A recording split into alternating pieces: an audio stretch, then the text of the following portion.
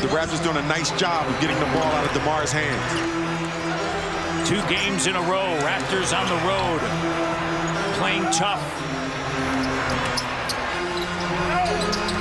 Dosunmu, turnover, Dick takes it away. Lead pass Gary, 2-on-1, stop and pop. Why not? A win in the books, ladies and gentlemen. No Jakob Poeltl, Emmanuel Quickley, or RJ Barrett. The Raptors had lost 5 in a row and 9 of their last 10 before facing the Bulls, and while they started out slow, they fought hard in the second half. A great Gary Trent Jr. game, good contributions from Bruce Brown, Jordan Nwora, and Thad Young, and the Raptors get a W. We kept this team to 6 offensive rebounds, and we did much better job of protecting the paint, allowed them only 46 points in the paint. So we gotta definitely be happy with that, be happy with the win. Ended up the game with another high number of assists. Ball movement was good. Got a lot of good stuff to learn from and get better at. Toronto struggled to contain Chicago in the first half defensively, allowing the Bulls to 63 points in the first half, but they stayed in the game thanks to Gary Trent Jr., who scored a season-high 13 points in the first quarter and finished the game with 24 on 60% shooting. This is another good game in a stretch of good games for Trent, who is knocking down over 50% of his threes in the month of January. But if the Raptors really wanted to win this game undermanned, they needed to do better defensively, and in the second half, they adjusted. It's a work in progress, and there are moments that they do it really well, and there are moments that definitely we need to go back to film and back to practice and continue getting better. We did it better. You know, our focus was on very high alert.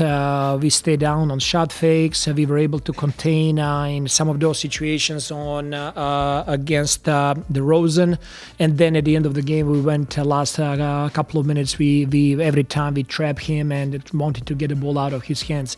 If anybody else is going to beat us, they're going to beat us, but we didn't want DeRozan tonight to be the guy. The Raptors gave up just 44 points in the second half, and that was in large part due to their connectiveness on the perimeter on defense. Between Dennis Schroeder and Bruce Brown, the Raptors cleaned up their point of attack defense, and thanks to a big third quarter from Nwora, who finished with 17 points off of the bench, the Raptors ended up carrying a lead into the fourth quarter, where their defense helped them pull out a win. The Raptors just allowed 18 points in the final frame and held the Bulls to 35% shooting. Toronto enjoyed its best shooting night of the year, knocking down 50% of their total shots, 40% of their threes, and 90% of their free throws. Now, I'd be remiss to not mention Thad Young, who started tonight, poured in 16 points, 6 rebounds, and 6 assists, and continues to answer the call for the Raptors whenever he's needed. And the rest of the team is quick to acknowledge how important his veteran presence is to this team. Just his approach to the game, his mindset, his knowledge. I would say, the things he talks about, the things he sees on the floor, the countless of situations that he's been in. So he's like a Old Testament book that got all the rules. For me, it's always about like the battle. Like, I enjoy the competition level. So for me, I'm willing to take whatever challenge there is, whether it's me going out there and guarding guards or me going out there and guarding my position or playing at center. So, it doesn't matter to me, but my mindset is always just do the best job I can and then live with the results. I can speak about Ted Young for whole night. It's not just like what he does on the court. It's everything that he does off the court as well.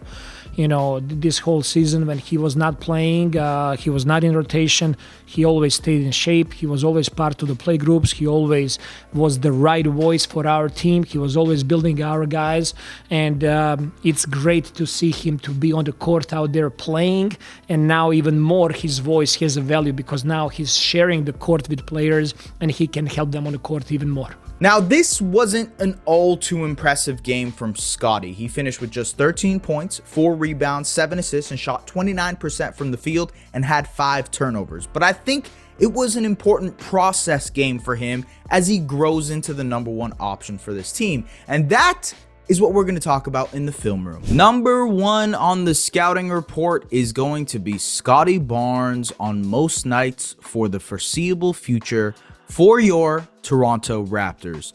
And he is going to have to get used to the different coverages that he deals with, primarily just seeing more bodies every time he's the primary player in an action. Here he is. There's a pick and roll action between him and Dennis Schroeder. They immediately trap.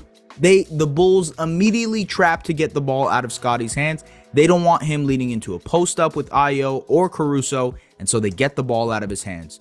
Keep that in mind for the rest of the game. Thought Alex Caruso did a really, really great job on Scottie, being physical with him all night. And here he is, not giving him that space to get into great post position, even inside, really being physical with him. And Scottie's forced to kick it out. Gary makes this 3, has been on fire pretty much all month. Here they are. They get a cross screen in the post for Scottie to get the mismatch on Dalen Terry. Terry now in the middle, guarding Scottie, and the help comes over immediately from DeMar DeRozan. Scottie sees the pass here. The clear pass is to Bruce Brown, the cutting Bruce Brown, to get this shot. But again, I think he needs to just be quicker with his decisions. That was evident tonight, just that some of his decision making, especially in the first half, he had 5 turnovers. He struggled in that department. I think for a guy who doesn't necessarily have the best ball handling ability, maybe starting off as this sort of back to the basket guard is an interesting element and a cool wrinkle to add to things. Being able to just bully initially without having to really trust your handle. And here he is, just gets by, bullies his way to the rim through Ayo Dosunmu. Another turnover here for Scottie, just late to see the double and forcing the pass. It was ill-advised in that moment. Again, really great defense by Alex Caruso on this possession, just not letting up against Scottie and yanking the chair. So Scottie likes to leverage his power and his strength, but it's hard to do that when Caruso is constantly yanking the chair. And here he is, almost gets away with a travel and tries to hit the off the spot runner and didn't get to do that. Still, whenever he does make the right and quick decision, good things happen. Here he is, they show as immediately as he gets the switch and then passes it to Nwora, who makes the 3. And I think this is an interesting example of what I mean by the amount of attention that Scottie is dealing with. So they send him through staggered pick and rolls here. Nwora is the first screener, and he slips, ghosts the screen, if you will, to pop out. Then Thad Young comes. This is a pick and roll. And so if you were to just look at it, right, Nwora isn't getting respected here for that shot. Kobe White has his eyes peeled on Scottie Barnes, watching and really pinching in here to help at the nail. Also, Thad Young at the roll, he's actually popping a little bit here to a mid-range shot, but then he rolls sort of late to the basket. Regardless, he is not drawing, Thad at least, is not drawing any help. He's not drawing any attention. Andre Drummond is stuck to Scottie. Scottie still gets the foul call here. And I've been wondering about this, ladies and gentlemen. Good reps versus reps themselves. I asked Blake Murphy about this when I was on the Raptors show. It's like, hey, with Grady, just the fact that he's getting that run in the 905, even though it's not looking really successful, just the fact that he's going through the motions, is that more beneficial? Like, is it good to have reps, just regular reps, or do they have to be good reps? And when it comes to Scottie right now, these are just reps because there is no other scoring threat. He's not playing with guys who demand attention, and so everybody is peeled onto him. And so maybe that adds an impetus for him to get guys more involved, but it also, I think it shows you how it would look if he was the star of the future and he was getting this type of attention, and how he has to process that, dealing with the coverages that he's going to deal with, whether it's like tons of nail help. You saw that today. The guys, the backline defender constantly having his eyes on Scottie, the second line of defense. What is Scottie going to do to attack that? These are growing questions I have that I have no real answer to right now, but I'm curious about. So a similar possession here, Grady slips and then Boucher rolls. And so there's no real advantage gained here. They reset. And now another situation where Grady pops out. Again, no respect for Grady here. Caruso has his eyes peeled, ready to help at the nail with Scottie. And there's a bunch of help ready at the back line. look at the spacing that Scottie's dealing with here. It's Boucher at the top, no one's respecting. Grady still isn't getting the respect from Caruso either. Regardless, he finishes through here. Good rep, bad rep, just a rep. I'm not sure the answer to this. I actually think in the long run, we'll see how the effects are. But I do think the added attention, the fact that they have their eyes peeled on him at all times, might be beneficial in the long run.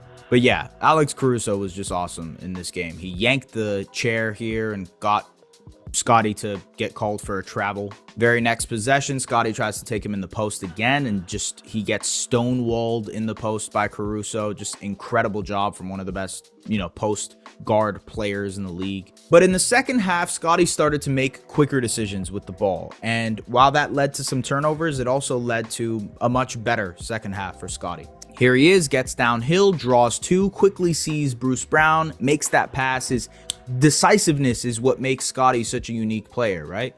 Here he is, in the post, draws two, quickly kicks it out to Thad Young. They reset. They look for Scottie once again, and Scottie attacks Vucevic's off foot, gets him into post position, misses, but good tip in from Thad Young there because Vucevic had to sell out on the drive. Here he is once again, another great decision. So gets into the post, draws two, quickly kicks it to Schroeder. Schroeder misses this three, but that's a really, really great look. Good offense generated.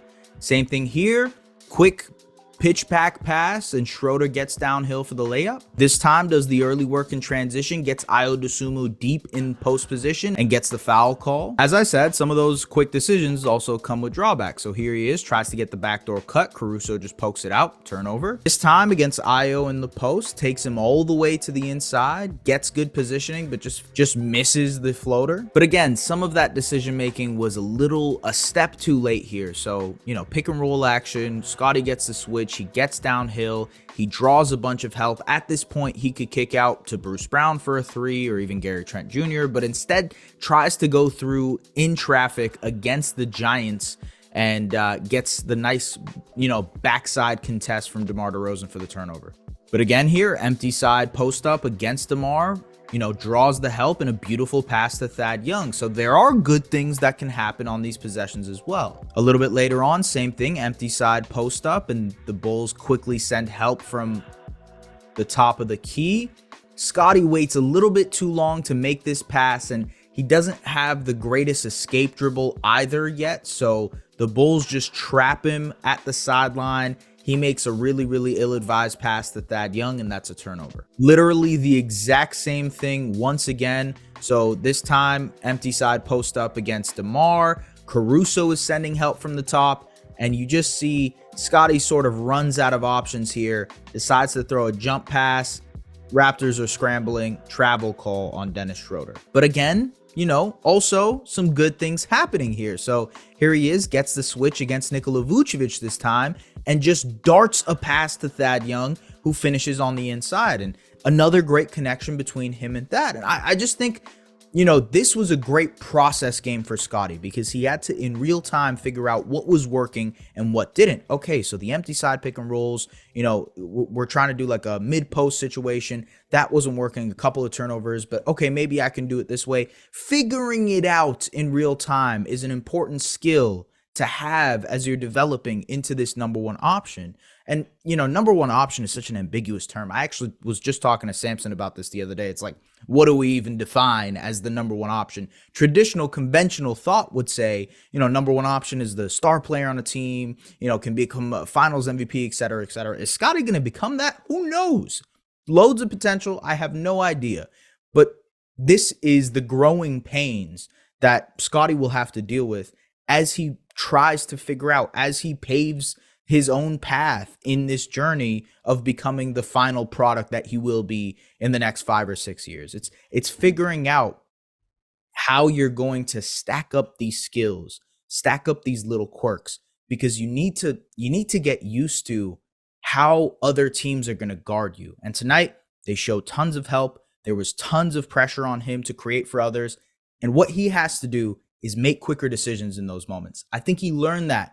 And in the fourth quarter, we saw he was making faster decisions. Yeah, it caused some turnovers for him, but it also helped them win this game because he made some really, really great passes. So it is A learning curve, ladies and gentlemen. It is a process for the Toronto Raptors and for Scottie Barnes.